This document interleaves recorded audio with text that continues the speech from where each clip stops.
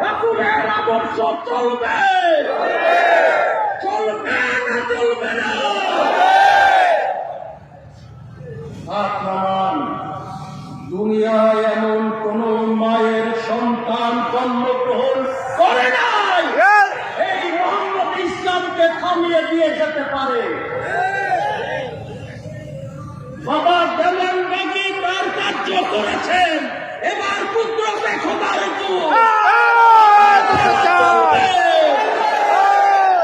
চলবে না চলবে না, চলবে না চলবে না, চলবে না চলবে। এই খারাপ কাল কিয়ামত পর্যন্ত চলবে। রাসূলের আশিকের ধারা জগতে কেউ বন্ধ করতে পারে না, বন্ধ করতে পারবে না। পারবে না কি বলে?